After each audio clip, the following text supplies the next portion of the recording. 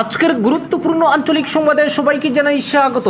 আজ 2 মে শুক্রবার। আজকের সন্ধ্যার বিশেষ খবর হলো, একই পরিবারের ভোট একাধিক কেন্দ্রে, চরম হয়রানি ভোটারদের, পঞ্চায়েত সীমা নির্ধারণ, ভোট বয়কট উত্তর করিমগঞ্জের দক্ষিণ কুলে, শ্রীভূমিতে ব্যালট পেপারে অন্য ছবি প্রার্থীর, বিভ্রাট, স্থগিত ভোট গ্রহণ, কাটিগড়ায় বুথ কেন্দ্রে মারপিট, আহত একাধিক। পহেলগাঁও কাণ্ডের জন্য মুসলিম বা কাশ্মীরিদের দায়ী করবেন না, দেশবাসীর কাছে আর্জি নিহত নৌসেনার স্ত্রীর। আন্তর্জাতিক সাহায্য চাওয়া হয়েছে, দাবানল ও বালিজোড়ে বিপর্যস্ত ইসরায়েলে জারি জরুরি অবস্থা। মহিলাদের বিরুদ্ধে নিম্নরুচির মন্তব্য, হিমন্ত বিশ্ব শর্মার বিরুদ্ধে থানায় অভিযোগ কংগ্রেসের। পাকিস্তানকে সমর্থন করে এ পর্যন্ত গ্রেফতার হয়েছেন আসামের ৩৬ জন, এর মধ্যে সবথেকে বেশি ৬ জনকে গ্রেফতার করা হয়েছে কাছাড় জেলা থেকে। বাগযুদ্ধ চরমে, অখিল গগৈকে ভোট ভাঙ্গার ক্রেশার মেশিন আখ্যা ভূপেন বোরার। এবং সর্বশেষ খবরটি হলো, বরাক বিজেপিতে যেন গলার কাটা হয়ে গেছেন বিধায়ক কমলাক্ষ দে পুরকায়স্থ, তাকে কোনো মতে সরাতে চাইছেন বিজেপি নেতারা। স্থান হারিয়ে মান হারিয়েছেন কমলাক্ষকে, নো এন্ট্রি মুনেরও। এ ব্যাপারে বিস্তারিত থাকবে প্রতিবেদনে। এবারে শুনুন বিস্তারিত খবর। সীমানা পুনর্নির্ধারণের পর সীমান্ত অঞ্চলে পঞ্চায়েত নির্বাচনে চরম বিশৃঙ্খলা, দিশেহারা ভোটাররা। একই পরিবারের ভোট একাধিক কেন্দ্রে, চরম হয়রানির মুখে আসাম মিজোরাম সীমান্ত অঞ্চলের শ্যামাচরণপুর শেওড়ারতলের এক পরিবার। অভিযোগ উঠেছে, একটি পরিবারের 5 সদস্যের ভোট 3টি ভিন্ন কেন্দ্রে পড়েছে। ফলে ভোটারদের দীর্ঘ পথ পাড়ি দিয়ে একাধিক কেন্দ্র ঘুরে নিজেদের ভোটাধিকার প্রয়োগ করতে হচ্ছে। অনেকে সকাল 7টা থেকে বিভিন্ন কেন্দ্র ঘুরেও নিজেদের ভোট কেন্দ্র খুঁজে পাচ্ছেন না। মির্জান আলীর মতো বহু প্রবীণ নাগরিক ভোটার আইডি কার্ড হাতে নিয়ে ভোট কেন্দ্রের খুঁজে হন্য হয়ে ঘুরছেন। তিনি বলেন, আমি গত কয়েক বছর ধরে একই কেন্দ্রে ভোট দিয়ে আসছি, কিন্তু এবার আমার ভোট কোথায় পড়েছে তা কিছুতেই বুঝতে পারছি না। শুধু মির্জান আলী নন, এমন বহু ভোটার নিজেদের ভোট কেন্দ্র খুঁজে না পেয়ে ক্ষোভ প্রকাশ করেছেন। স্বামী স্ত্রী দীর্ঘদিন ধরে একই কেন্দ্রে ভোট দিলেও ডিলিমিটেশনের পর তাদের ভোট আলাদা আলাদা জিপিতে পড়েছে। এর ফলে তাদের মধ্যে চরম বিভ্রান্তির সৃষ্টি হয়েছে। স্থানীয় বাসিন্দাদের অভিযোগ, ডিলিমিটেশনের সময় সঠিকভাবে তথ্য যাচাই না করার কারণে এই পরিস্থিতির সৃষ্টি হয়েছে। ভোট কেন্দ্রের তালিকা সঠিকভাবে প্রকাশ না করায় ভোটারদের মধ্যে বিভ্রান্তি আরও বেড়েছে। এই বিশৃঙ্খলার কারণে ভোটদানে অনীহা প্রকাশ করেছেন অনেকে। তারা অবিলম্বে এই সমস্যা সমাধানের দাবি জানিয়েছেন। সুষ্ঠু ও শান্তিপূর্ণ নির্বাচনের স্বার্থে নির্বাচন কমিশনের হস্তক্ষেপ কামনা করেছেন স্থানীয় বাসিন্দারা। অপরদিকে পঞ্চায়েত সীমা নির্ধারণ, ভোট বয়কট উত্তর করিমগঞ্জের দক্ষিণ কুলে। উত্তর করিমগঞ্জ বিধানসভা কেন্দ্রের 715 নম্বর দক্ষিণ কুল এলপি স্কুলের 1 ও 2 নম্বর কেন্দ্রের ভোটাররা পঞ্চায়েত সীমা নির্ধারণের রাজনৈতিক ষড়যন্ত্রের অভিযোগ তুলে নির্বাচন বয়কট করেছে। অভিযোগ অনুসারে কয়েকজন ব্যক্তির রাজনৈতিক স্বার্থে সুবিধা করে দেওয়ার উদ্দেশ্যে লামাজুয়া জিপি অফিস থেকে মাত্র 20 মিটার দূরে অবস্থিত দক্ষিণ কুল গ্রামের 2টি ভোট কেন্দ্র মহাকল জিপিতে স্থানান্তর করা হয়েছে, যা 10 কিলোমিটার দূরে অবস্থিত। এই সিদ্ধান্তে ক্ষোভ প্রকাশ করে দক্ষিণ কুল গ্রামের বাসিন্দারা আইনি পদক্ষেপ গ্রহণ করলেও কোনো সুরাহা না পাওয়ায় তারা পঞ্চায়েত নির্বাচন বয়কটের সিদ্ধান্ত নেয়। ভোট কেন্দ্রে প্রিসাইডিং অফিসারদের সঙ্গে কথা বলার পর জানা যায়, তারা পুরোপুরি প্রস্তুত ছিলেন ভোট গ্রহণের জন্য, কিন্তু সকাল 7:30 থেকে 8:21 পর্যন্ত অপেক্ষার পরেও কোনো ভোটার ভোটাধিকার প্রয়োগ করতে এগিয়ে আসেননি। গৌহাটি উচ্চ আদালতের আইনজীবী আবুল কাশিম তালুকদার, দক্ষিণ কুল গ্রাম উন্নয়ন সমিতির সভাপতি রুহুল আমিন মিম, লামাজুয়ার জিবির প্রাক্তন সভাপতি আব্দুল বাসিদ এবং গ্রামের যুবক ও প্রবীণরা এক গণপ্রতিবাদের মাধ্যমে সাংবাদিকদের জানান, যদি আসাম সরকার দ্রুত এই সমস্যার সমাধান না করে তাহলে এলাকাবাসী গণতান্ত্রিক উপায়ে বৃহত্তর আন্দোলনের ডাক দেবে। অপরদিকে শ্রীভূমিতে ব্যালট পেপারে অন্য ছবি প্রার্থীর, বিভ্রাট, স্থগিত ভোট গ্রহণ। দক্ষিণ করিমগঞ্জ কেন্দ্রের মেদল শরীফনগর গ্রাম পঞ্চায়েতের অন্তর্গত 7 নম্বর গ্রুপে ভোট গ্রহণের সময় চাঞ্চল্যকর ঘটনা ঘটে। গ্রুপ সদস্য প্রার্থীর নির্বাচনী প্রতীক চিহ্ন কাপলেট, কিন্তু ব্যালট পেপারে ছাপা হয়েছে অটোরিকশা। এই গুরুতর অসঙ্গতির কারণে সংশ্লিষ্ট কেন্দ্রটিতে ভোট গ্রহণ তাৎক্ষণিকভাবে বন্ধ করে দেওয়া হয়েছে। ভোটারদের মধ্যে চরম অসন্তোষ ছড়িয়ে পড়ে, আর প্রার্থীর পক্ষ থেকে জোরালোভাবে পুনরায় ভোট গ্রহণের দাবি জানানো হয়েছে। নির্বাচন কমিশনের পক্ষ থেকে এ বিষয়ে এখনও আনুষ্ঠানিক কোনো বিবৃতি দেওয়া হয়নি, তবে সূত্রের খবর পরিস্থিতি খতিয়ে দেখা হচ্ছে এবং খুব শীঘ্রই সিদ্ধান্ত নেওয়া হতে পারে। অপরদিকে কাটিগড়ায় বুথ কেন্দ্রে মারপিট, আহত একাধিক। কাছাড়ের কাঠিগোড়ার একটি ভোট কেন্দ্রে মারপিটের ঘটনা ঘটল। পরিবারের ভোট দিতে চাইলে তীব্র উত্তেজনা সৃষ্টি হলে দুপক্ষের মধ্যে মারপিট শুরু হয়। ঘটনাটি ফুলবাড়ি তারিণীপুর জিপির বোয়ালিপাড়ের 2 নম্বর ভোট কেন্দ্রের ঘটনা। মারপিটে আহত হয়েছেন 2 জন লোক বলে জানা গেছে। এই ঘটনায় প্রায় ঘণ্টাখানেক ভোট গ্রহণ প্রক্রিয়া বন্ধ ছিল। বর্তমানে পরিস্থিতি স্বাভাবিক রয়েছে, পুলিশি ব্যবস্থাও কড়া করা হয়েছে। জানা যায় এক ব্যক্তি তার পরিবারের ভোট দিতে চাইলে উত্তেজনা দেখা দেয়। অপরদিকে পহেলগাঁও জঙ্গি হামলায় নিহত নৌসেনা বিনয় নরওয়ালের 27তম জন্মদিন ছিল বৃহস্পতিবার। তার স্মৃতিতে বাড়ির শহরে আয়োজিত হয়েছিল রক্তদান শিবির। সেই অনুষ্ঠান থেকে মানবতা, সম্প্রীতি এবং অহিংসার বার্তা দিলেন তার স্ত্রী হিমাংশী নরওয়াল। তার আবেদন, এই হামলার পর পুরো মুসলিম সম্প্রদায় বা কাশ্মীরি জনগণকে দায়ী করবেন না। গত 16 এপ্রিল হরিয়ানার কর্নালের 26 বছর বয়সী লেফটেন্যান্ট বিনয় নরওয়াল বিয়ে করেছিলেন 24 বছর বয়সী হিমাংশীকে। এরপর মধুচন্দ্রিমার জন্য তারা গিয়েছিলেন কাশ্মীরের পহেলগাঁওতে। সেখানেই বিয়ের 6 দিনের মাথায় 22 এপ্রিল জঙ্গিদের গুলিতে নিহত হন বিনয়। বৃহস্পতিবার ছিল বিনয়ের 27 বছরের জন্মদিন। এদিন হরিয়ানার কর্নালে আয়োজিত রক্তদান শিবিরে সম্প্রীতির বার্তা দিয়ে হিমাংশী বলেন, আমার স্বামী হামলার শিকার হয়েছেন। এটা আমার পরিবার ও গোটা দেশবাসীর জন্য দুঃখজনক। তবে দয়া করে এই হামলার জন্য পুরো মুসলিম সম্প্রদায় বা কাশ্মীরি জনগণকে দায়ী করবেন না। সাধারণ কাশ্মীরিরা আমাদের অনেক সহায়তা করেছেন, পাশে থেকেছেন। হিমাংশীর দাবি, আমি শান্তি চাই, হিংসা আর বিদ্বেষ নয়। আমি চাই অপরাধীদের বিরুদ্ধে কঠোর ব্যবস্থা নেওয়া হোক। তার দাবি, এই হামলা সাম্প্রদায়িক উদ্দেশ্য হলেও তা সমাজকে বিভক্ত করার চেষ্টা মাত্র। তিনি বলেন, হাসপাতালে আমার স্বামীর চিকিৎসার সময়ে সাধারণ কাশ্মীরিরা রক্তদান করেছেন। পুলিশ, স্থানীয় মানুষ এগিয়ে এসেছেন, তারাই আসল কাশ্মীরি। আমি ও আমার পরিবার তাদের কাছে কৃতজ্ঞ। অপরদিকে আসামের মুখ্যমন্ত্রী ও বিজেপি নেতা হিমন্ত বিশ্ব শর্মার বিরুদ্ধে পুলিশে অভিযোগ দায়ের করল কংগ্রেস। 1 মে কংগ্রেসের পক্ষ থেকে এই অভিযোগ দায়ের করা হয়। রাজ্যে পঞ্চায়েত নির্বাচনের প্রচারে এক মহিলা সম্পর্কে অসংবেদনশীল মন্তব্য করায় তার বিরুদ্ধে এই অভিযোগ দায়ের করা হয়েছে। যদিও পুলিশের পক্ষ থেকে এখনও এই বিষয়ে কোনো এফআইআর দায়ের করা হয়নি। আসাম প্রদেশ কংগ্রেস কমিটির অভিযোগ, রাজ্যে পঞ্চায়েত নির্বাচনের প্রচারের সময় গত 28 এপ্রিল বিজেপি নেতা হিমন্ত বিশ্ব শর্মা ওই মন্তব্য করেন। তার এই অভিযোগের পরেই গতকাল আসাম জুড়ে বিভিন্ন জেলার সদর শহর সহ একাধিক পুলিশ থানায় মুখ্যমন্ত্রী হিমন্ত বিশ্ব শর্মার বিরুদ্ধে অভিযোগ দায়ের করা হয়।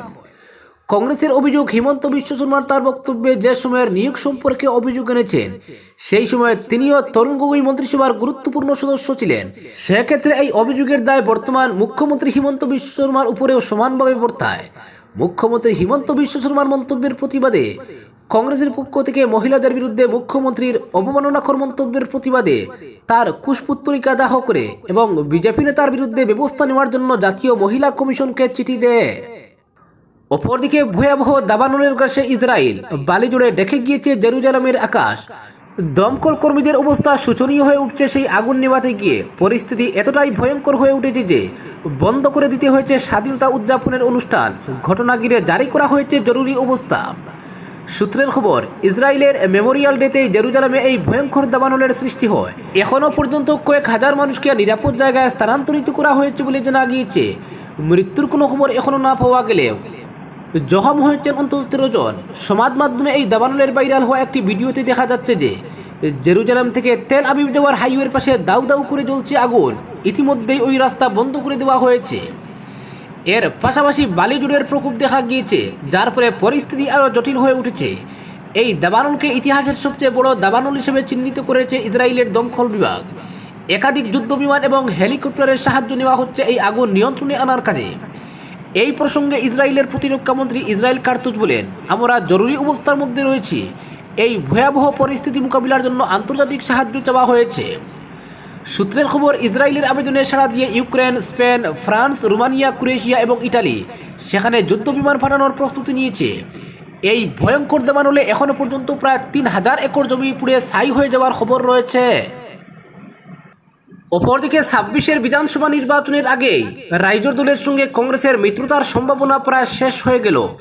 পঞ্চায়েত নির্বাচনে রফা নিয়ে ভূপেন বরা ও অখিল গগৈর মধ্যে যে বিরোধ প্রকাশ্যে এসেছে, তারপর 26-এর বিধানসভা নির্বাচনে কংগ্রেসের সঙ্গে রাইজোর দলের জোট এক প্রকার অনিশ্চিত হয়ে পড়েছে। কংগ্রেস ও ভূপেন বরার বিরুদ্ধে অখিলের একের পর এক বাক্যবাণে চটেলাল প্রদেশ কংগ্রেস সভাপতি। তিনি বলেন, আদা দুস্তি আর আদা দুশ্মন নিয়ে কংগ্রেস রাজনীতি করবে না। অখিলকে ভোট ভাঙ্গার ক্রেশার মেশিন আখ্যা দেন ভূপেন। তিনি বলেন, অখিল গগৈ কংগ্রেসের ভোট ভাঙ্গার ক্রেশার মেশিন হিসেবে কাজ করছেন বিজেপির রাস্তা নির্মাণ করার জন্য। এদিকে ভূপেন বোরার এই মন্তব্যের জবাব দিতে গিয়ে অখিল বলেন, কংগ্রেস একটি ভয়ানক দল। যে দল রাইজোর দল অসম জাতীয় পরিষদ সিপিএম দলের বিরুদ্ধে লড়ছে। কংগ্রেস ক্ষমতাচ্যুত হলেও জমিদারি ছাড়তে পারেনি, তারা একাই সব খেতে চায়, তাদের অহংকার শেষ হয়নি। কংগ্রেস এখনো নিজেকে জমিদার মনে করে, অন্য সব দল যেন তার রায়ত। তিনি প্রদেশ কংগ্রেসের সভাপতির সমালোচনা করে বলেন, বোরার সভায় লোক কম আসে। এর বিপরীতে তার সভা লোকারণ্য হয়ে উঠে মন্তব্য করেন অখিল। এই মন্তব্যের জবাব দিতে গিয়ে ভূপেন বোরা পাল্টা প্রশ্ন তুলেন, অখিলের জনসভায় খরচের উৎস কি? তার জবাবে অখিল বলেন, ভূপেন বোরা বিধায়ক নন, তারপর তিনি নতুন গাড়ি ক্রয় করেন কিভাবে? জবাবে ভূপেন বোরা অখিল গগৈকে পাগল আখ্যা দিয়ে বলেন, তিনি গত 5-6 বছরে কোনো গাড়ি ক্রয় করেননি। গাড়ি ক্রয় না করার কারণ ব্যাখ্যা করে বলেন, 26-এ বিধায়ক নির্বাচিত হয়ে সরকারি গাড়ি চড়বেন। দুই নেতার তীব্র বাগযুদ্ধের মধ্যে বিশিষ্ট বুদ্ধিজীবী হিরেন গুহাই বলেন, অখিল গগৈ ও ভূপেন বোরার সংঘাত হলে বিরোধী ঐক্য হবে না, তার কোনো অর্থ নেই। তার মতে বিরোধী ঐক্য ছাড়া বিজেপির মতো শক্তিকে পরাস্ত করা সম্ভব নয়। অপরদিকে পাকিস্তানকে সমর্থন করে এ পর্যন্ত গ্রেফতার হয়েছেন রাজ্যের 36 জন। এর মধ্যে সব থেকে বেশি 6 জনকে গ্রেফতার করা হয়েছে কাছাড় জেলায়। সংখ্যার হিসেবে দ্বিতীয় স্থানে শ্রীভূমি জেলা, এখানে গ্রেফতার হয়েছেন 4 জন। হাইলাকান্দিতে আটক করা হয়েছে 2 জনকে। সব মিলিয়ে বরাক উপত্যকায় এ পর্যন্ত রাষ্ট্রবিরোধী অবস্থানের জন্য 12 জনকে গ্রেফতার করা হয়েছে। সামাজিক মাধ্যমে এ সংক্রান্ত এক পোস্ট করে যাবতীয় তথ্য তুলে ধরেছেন মুখ্যমন্ত্রী হিমন্ত। তার দেওয়া তথ্য অনুযায়ী সর্বশেষ 2 জনকে আটক করা হয়েছে বঙ্গাইগাঁও ও শ্রীভূমি জেলা থেকে। এরা 2 জন হলেন নজিবুল ইসলাম ও সানাজ হোসেন। 22 এপ্রিল পহেলগাঁওয়ে পর্যটক হত্যাকাণ্ডের পর ভারতে বসবাস করে পাকিস্তানের পক্ষ নিয়ে সামাজিক মাধ্যমে মন্তব্য করা ব্যক্তিদের বিরুদ্ধে ব্যবস্থা নিয়েছে আসাম সরকার। পাকিস্তানকে সমর্থন করার অভিযোগে গ্রেফতার করার তথ্য দিয়ে মুখ্যমন্ত্রী বলেছেন, ভারতের মাটিতে বসবাস করে পাকিস্তানকে সমর্থন করা বিশ্বাসঘাতকদের বিরুদ্ধে এই অভিযানের অধীনে এ পর্যন্ত 34 জনকে জেলে পাঠানো হয়েছে। দেশ বিরোধীদের শনাক্ত করার জন্য পুলিশ সব মাধ্যম কঠোরভাবে খতিয়ে দেখছে। অপরদিকে স্থান হারিয়ে মান হারিয়েছেন কমলাক্ষকে নো এন্ট্রি মুনেরও। বরাক বিজেপিতে জন্য গলার কাটা হয়ে গেছেন বিধায়ক কমলাক্ষ দেব পুরকায়স্ত। তাকে কোনো মতে সরাতে চাইছেন বিজেপি নেতারা। উত্তর করিমগঞ্জ ছেড়ে কাটিগড়া থেকে নির্বাচন লড়ার প্রস্তুতি নেন তিনি, কিন্তু তাকে সেখান থেকে সরানোর তোড়জোড় শুরু করেছে একটি প্রভাবশালী লবি। ওই লবির প্রচেষ্টায় কাছাড় জেলার কাটিগড়া থেকে সরে এবার নিজের রাজনৈতিক গুরু গৌতম রায়ের জেলা হাইলাকান্দির দিকে পা বাড়াতে শুরু করেছেন কমলাক্ষ। তবে এখানেও স্বস্তি নেই তার। কমলাক্ষর হাইলাকান্দির দিকে পা বাড়ানোর খবরে ক্ষুব্ধ বিজেপির এসসি মোর্চার রাজ্য সভানেত্রী মুন স্বর্ণকার। এ নিয়ে প্রতিক্রিয়া ব্যক্ত করেছেন মুন। তিনি বলেছেন, কমলাক্ষ স্থান হারিয়ে মান হারিয়েছেন, তাকে টিকিট দেওয়ার আগে দল 10 বার চিন্তা করবে। একসময় বিধানসভার ভেতরে কিংবা বাইরে বিজেপি সরকারের বিরুদ্ধে আগ্রাসী মেজাজে থাকতেন কমলাক্ষ। প্রতিদিন নিয়ম করে তিনি আক্রমণ করতেন মুখ্যমন্ত্রী হিমন্ত বিশ্ব শর্মাকে। আর এই আগ্রাসী মেজাজি আপাতত কাল হয়ে দাঁড়িয়েছে তার রাজনৈতিক ক্যারিয়ারের ক্ষেত্রে, যার সূচনা শ্রীভূমির একটি চা বাগান কেনাকে কেন্দ্র করে। ওই বাগান নিয়ে সিএম ভিজিলেন্স সেল পর্যন্ত হানা দিয়েছে তার বাড়িতে। আর এই তদন্ত চলাকালীন আচমকা বিজেপিকে সমর্থন করে বসেন তিনি। এর কদিন পর মুখ্যমন্ত্রী নাকি তাকে ডেকে কাটিগড়ায় দৌড়ঝাঁপ করার দায়িত্ব সমঝে দেন। ইঙ্গিত দেন আগামী বিধানসভা নির্বাচনে কমলাক্ষকে কাটিগড়া থেকে টিকিট দেবেন তিনি। এতেই কমলাক্ষ নিজ বিধানসভা কেন্দ্র উত্তর করিমগঞ্জ ছেড়ে কাটিগড়ায় চলে যান। এমনকি গত কমাস মুখ্যমন্ত্রীর ছায়াসঙ্গী হিসেবে দেখা যায় তাকে। কিন্তু এরপরও কমলাক্ষকে নানা কারণ দেখিয়ে বিজেপিতে যোগ দিতে দেওয়া হয়নি। এ নিয়ে সন্দেহের সৃষ্টি হয়েছিল বরাকবাসীর মনে। এদিকে কমলাক্ষকে মেনে নেননি কাছাড় বিজেপির নেতারা। বিজেপির সাংগঠনিক নির্বাচন প্রক্রিয়ায় মন্ডল সভাপতি পদে কাটিগড়া থেকে নিজ ঘনিষ্ঠ 2 জনের নাম দিসপুর পাঠিয়েছিলেন কমলাক্ষ, কিন্তু তার দেওয়া নামের মধ্যে একজনকেও মন্ডল সভাপতি পদে বসানো হয়নি। উল্টো কমলাক্ষর ঘোর বিরোধীদের মন্ডল সভাপতি পদে বসানো হয়। এতেই কমলাক্ষর পক্ষে কাটিগড়ায় চিড়ে বেচানো যে অসম্ভব হয়ে দাঁড়াবে তা স্পষ্ট হয়ে যায়। আর এখন বাস্তবে তাই হতে চলেছে। জানা গেছে কমলাক্ষকে কাটিগড়া থেকে টিকিট দেওয়া হবে না, এমনটা তাকে জানিয়ে দেওয়া হয়েছে। এক্ষেত্রে তাকে হাইলাকান্দিতে দৌড়ঝাঁপ করার পরামর্শ দেওয়া হয়েছে। আসাম বিজেপিতে মুখ্যমন্ত্রী হিমন্ত বিশ্ব শর্মার শেষ কথা, তিনি কমলাক্ষকে কাটিগড়ায় দৌড়ঝাঁপ করার কথা বলেছিলেন। এখন মন্ত্রী কৃষ্ণেন্দু পাল সংবাদ মাধ্যমে কাটিগড়ায় স্থানীয় কাউকে টিকিট দেওয়া হবে বলে মন্তব্য করছেন। স্বাভাবিকভাবেই কৃষ্ণেন্দু যে উপর মহলের ইশারা ছাড়া এমনটা বলেননি তা সবাই বিলক্ষণ বুঝতে পারছেন। ফলে কমলাক্ষ যে কাটিগড়ায় টিকিট পাচ্ছেন না তা নিশ্চিত হয়ে গেছে। এখন দলের একটি লবির পরামর্শে কমলাক্ষ হাইলাকান্দির দিকে পা বাড়াতে শুরু করেছেন। আর এমন কথা তিনি নিজেও অস্বীকার করছেন না। কমলাক্ষ হাইলাকান্দি গিয়ে কতটুকু সফল হবেন এ নিয়েও প্রশ্ন উঠতে শুরু হয়েছে। কেননা আগামী বিধানসভা নির্বাচনের দিকে চোখ রেখে গত 4 বছর থেকে হাইলাকান্দিতে ঘাঁটি গড়ে বসে রয়েছেন মুন স্বর্ণকার। এবারের বিধানসভা নির্বাচনে মনোনয়নপত্র জমা দেওয়ার শেষ তারিখে আচমকা মুনকে ডেকে নিয়ে আলগাপুর থেকে নির্বাচন লড়ানো হয়েছিল। কোনো ধরনের প্রস্তুতি ছাড়া নির্বাচন লড়ে মাত্র 13,000-এর ভোটে পরাজিত হয়েছিলেন মুন। এরপর থেকে তিনি হাইলাকান্দি ছাড়েননি, বর্তমানে সেখানেই বাসা ভাড়া করে থাকছেন তিনি। এখন কমলাক্ষ হাইলাকান্দির দিকে পা বাড়াতে চলেছেন এমন খবর দৃষ্টিগোচর হতেই প্রতিক্রিয়া ব্যক্ত করেছেন মুন। সংবাদ মাধ্যমের কাছে প্রতিক্রিয়া ব্যক্ত করতে গিয়ে মুন বলেন, বিজেপি কাকে টিকিট দেবে তা কারো পক্ষেই আগাম বলা সম্ভব নয়। দল যাকে যোগ্য মনে করবে তাকেই টিকিট দেবে। বিজেপিতে টিকিট নিয়ে তো কংগ্রেসের মতো মারামারি হয় না।